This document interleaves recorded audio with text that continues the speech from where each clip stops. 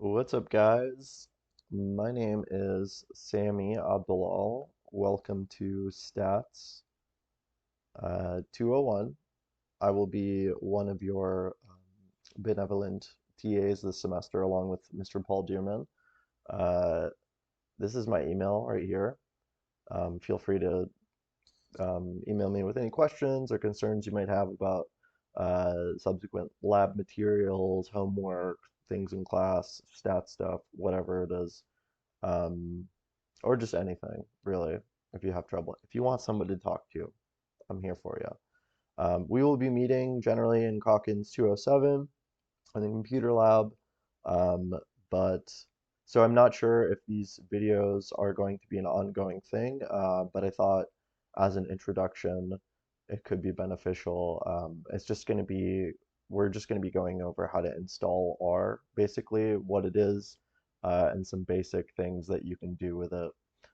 Next week is when we'll start getting into the more like running codes and stuff like that, running your syntax. But for now, I'm going to show you the basics here. Before we dive in, though, a little bit about me. Um, I, oops, oh, I took it down. Just going to go to the Hofstra website, but I'm a PhD student. Website has not been updated. I'm second year now, thankfully made it. And yeah, this is me. I am originally from Minneapolis, Minnesota. Edina is a suburb of Minneapolis, and I did my undergrad at the University of Minnesota in psychology. I went to the Netherlands to attend Maastricht University. That's where I did my master's in work in organizational psychology, and now I'm here.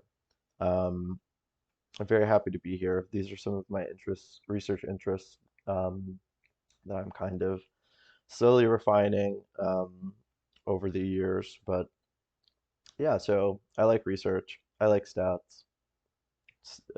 Stats can be a very intimidating subject, obviously, but knowing when to do certain things and why to do certain things, like why certain things are happening in terms of statistics and being able to explain that to just like a layperson is so, so beneficial.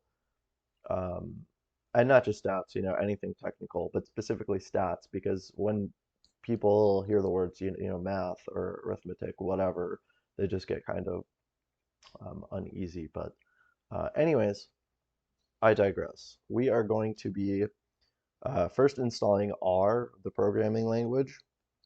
Um, so I'm literally just going to Google it, install R for Windows, because I have a PC.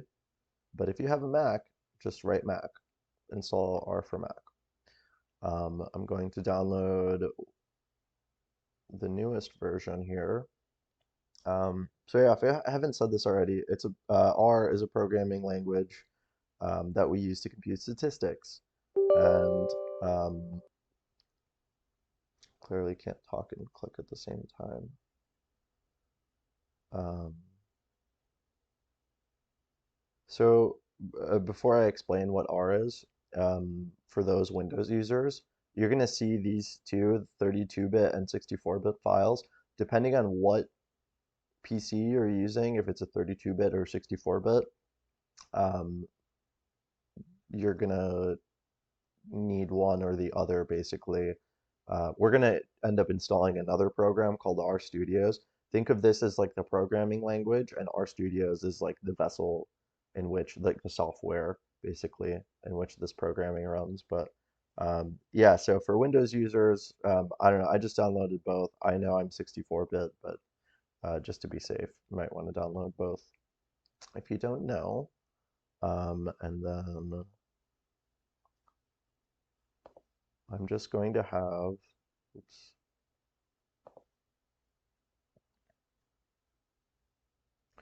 desktop shortcut, the basic installation stuff. Um, yeah, so this is open source, it's free to use. You'll find hundreds of packages. I'll explain what packages are once we have R and RStudios both installed. But These packages are created and coded by people from everywhere, all around the world, just to make data analysis easier.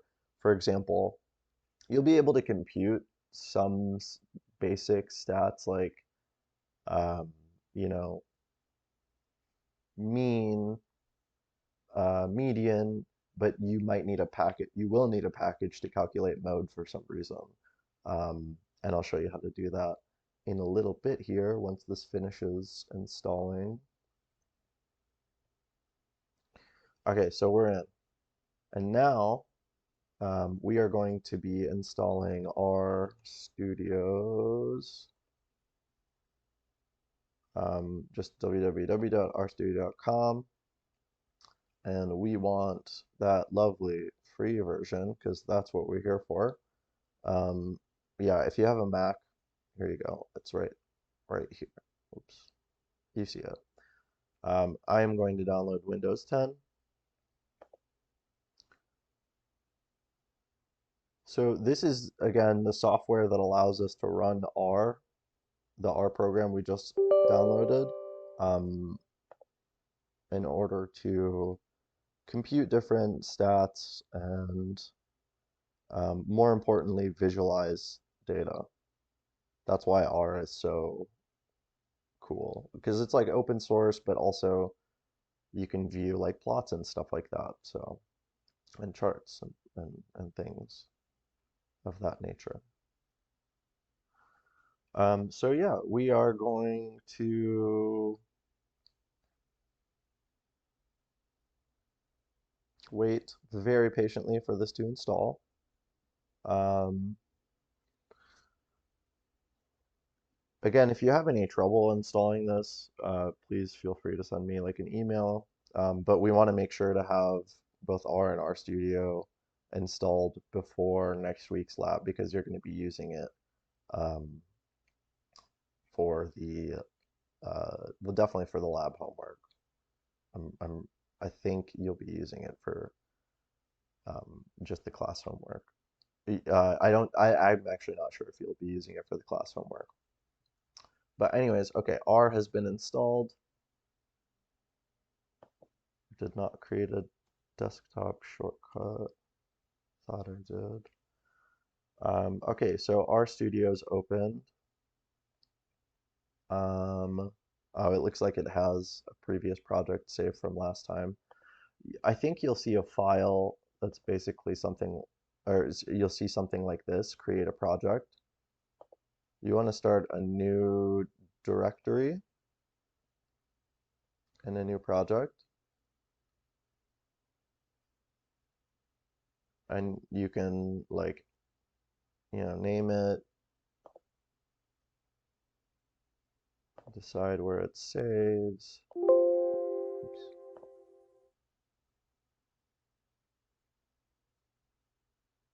And boom.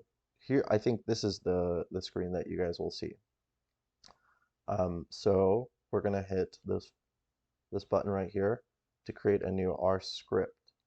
So now we have 4 different panels. The top left panel is the source window right here. This is where we're going to be running our R scripts and typing in our syntax.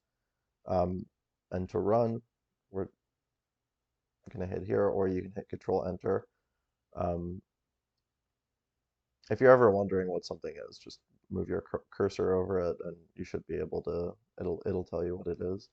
And you'll find out like a lot of this stuff is just. It might not be intuitive, but that's okay. We have Google. It's our best friend. You'd be surprised how many people still use Google on a daily basis when using R. So don't be afraid to Google something like syntax or like if you need a certain package, for example, to calculate the mode, you would just Google that. And I'll show you that stuff in a little bit again. But okay, so top left-hand corner is the source window.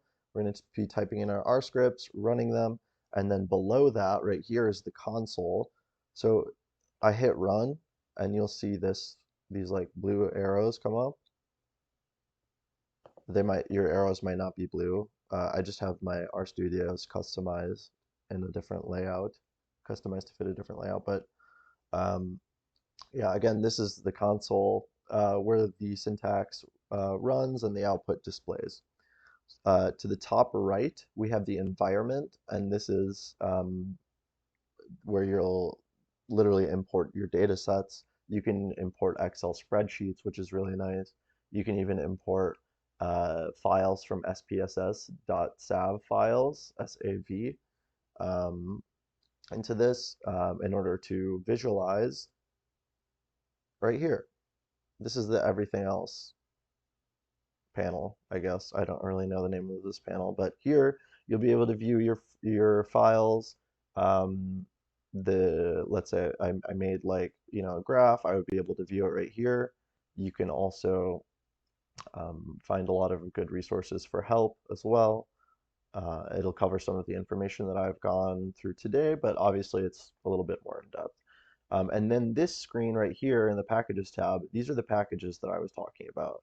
So for example, if I wanted to calculate the mode of something, I can't do that just by typing in, normal like syntax. I have to Google and find the package.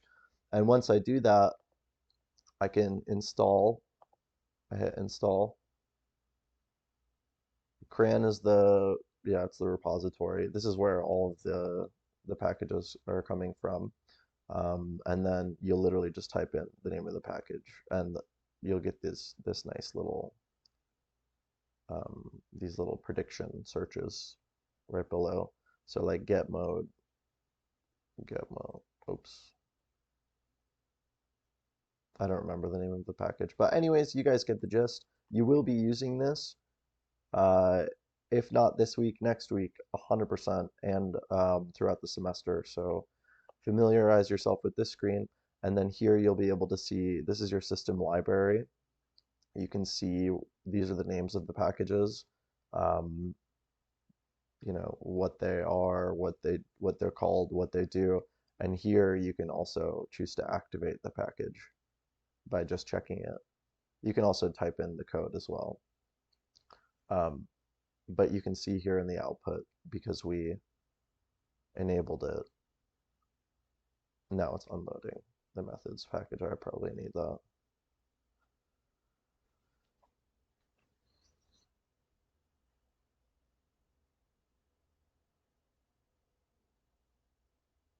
And then, as I was saying before, we are going to, at some point, need to find syntax. And you can do it through,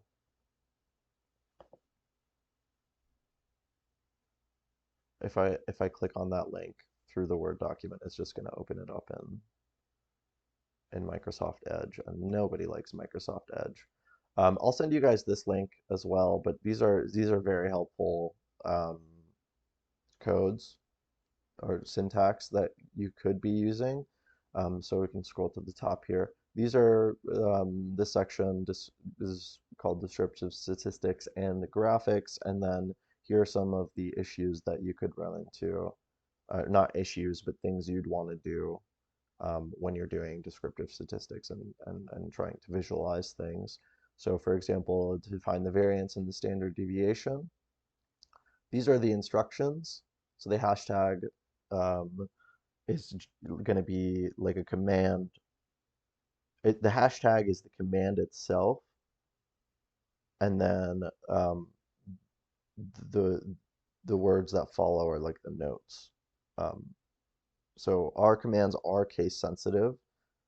So pay attention to your uppercase and lowercase syntax. Um, but yeah, again, we'll get into this stuff in a second here. All right, so let's go back to our RStudio screen. We're going to be doing a little coding today. Um, Again, just very introductory stuff to get you familiar and some a little more comfortable with using this program. So again, these are the commands that I was talking about, these hashtags. This is the script, and it is case sensitive. So you need to make sure, especially when you're entering in these formulas, you'll see um, your uppercase and lowercase really does matter, especially if you assign values for things. So let's just jump right into it. So we are going to first enter a new data set. Uh, we're going to learn how to enter in the data set, not from a graph. Let's just say you have a bunch of numbers, right?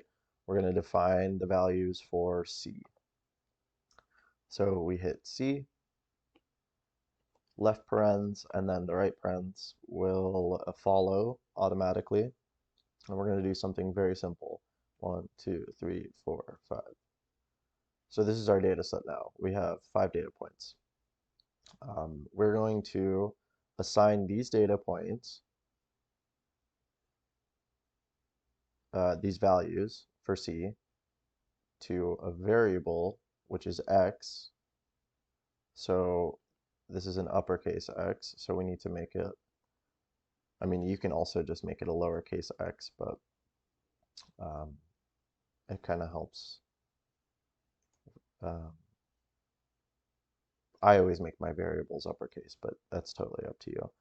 So we're going to do, we're going to name that data set that we did right above here, 1 through 5, x.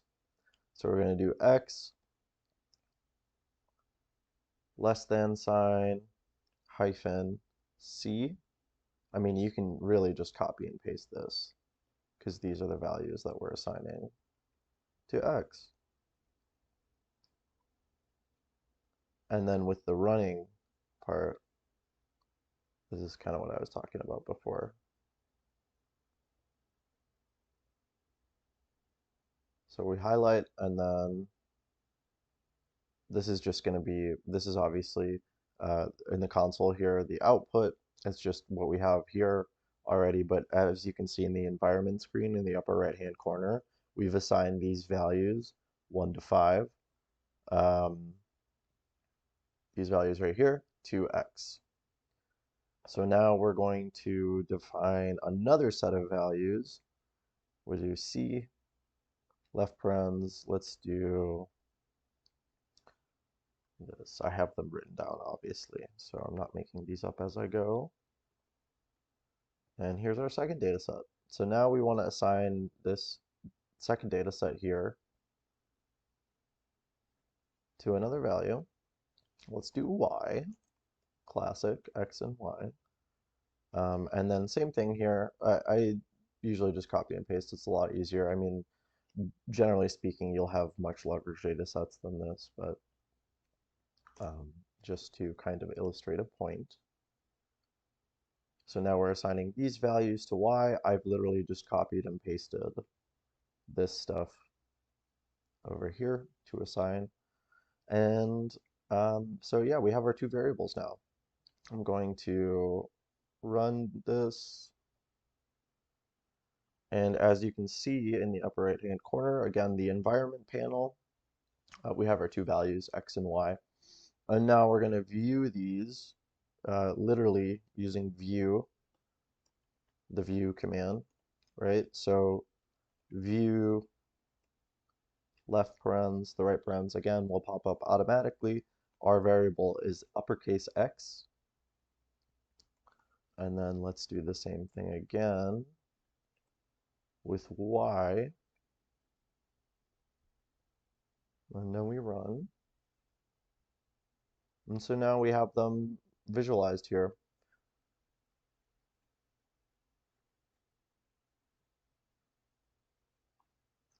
Kind of the same information in terms of what's displayed on the source window here. You'll find the same information in the environment screen. And now we are going to plot the x values here. These are the values. So this is like participant 1, participant 2, participant 3, participant 4, participant 5.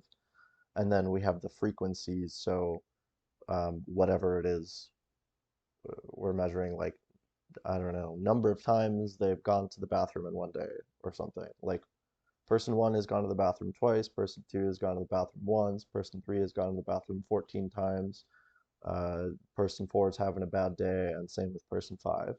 So again, you'll see what I'm talking about here once we visualize this, but the y is the dependent variable, so that's going to be the vertical axis, and then the x variable is the independent variable, um, and that's going to be the x-axis, so the horizontal line that's going to, across on a graph. We are going to create a scatter plot first before we do a line graph, excuse me. So the command for this is plot, and you'll see this kind of code come up right here, and it's telling you like here's like a nice little description of what it is. And then you can see it gives you an example of this sort of syntax that you would have to enter. So here's the example of x and y. Well, coincidentally enough, we've named our variables x and y. And notice how these are lowercase right here, but we've made them uppercase. So again, it's case sensitive. We have to make sure that we are inputting these variables correctly. And then so now that we have them, the x and variables viewed up here, now we can run this plot over here, and this is the display that I was talking about. So in this plots tab, you can kind of see this this line graph here, or sorry, this scatter plot. Now we're going to do a line graph. So similar. Now notice there's a line, and then there's lines. These are two different packages. Make sure you're entering in the right code for, or the right syntax that you're looking for. Most of the time it's going to come down to a case sensitive thing, or you just don't have a certain package installed. So same thing, we are going to run this code. I've highlighted it, and then it creates the line graph. So kind of cool. Play around with it. Again, it's free to use, it won't hurt. You will be using this all semester in class and in lab, and some of you probably maybe already even have experience doing this, using the software in your internships, or maybe like for a thesis or whatever. But this is a very powerful software, very highly coveted in the research community. So you guys do, this is kind of a bonus, but you do have a data set, like an Excel spreadsheet that Dr. Liu gave you. I'm going to show you guys how to quickly import this data set. You literally would just click. So I have my table right here, literally right here on my desktop, right? So we're going to import the data set from Excel.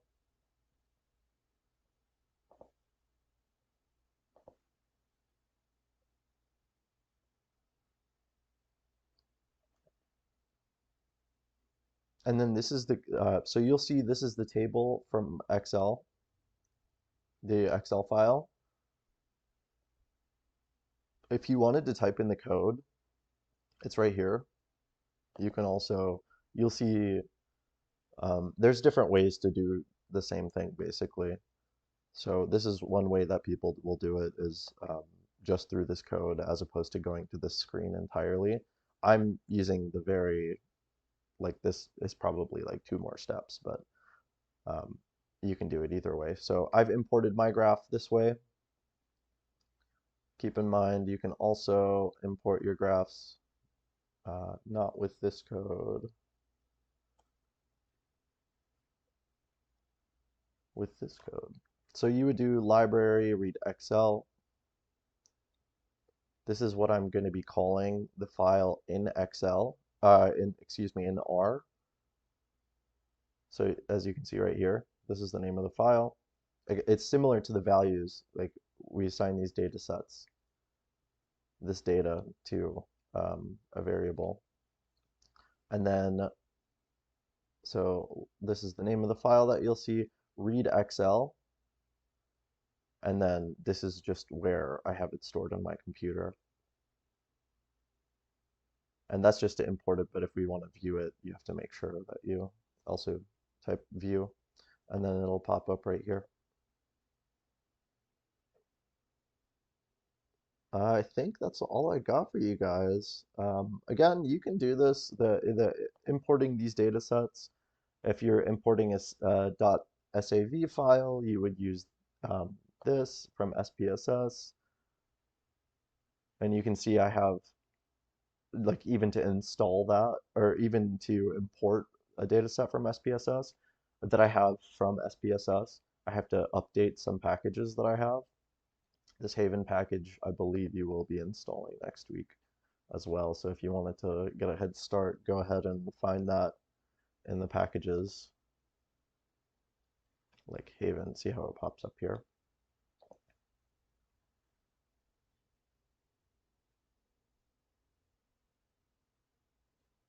And yeah, similar thing. There's the code right here, or you can just browse your computer to locate the file and import it that way. But that's all I got for you today. Again, if you have any questions, let me know via email, or bring them with you to lab. I will see you guys not next week, but the week after that. Uh, yeah, make sure to like, subscribe, and share. Thank you so much for coming to my TED Talk. I'm out.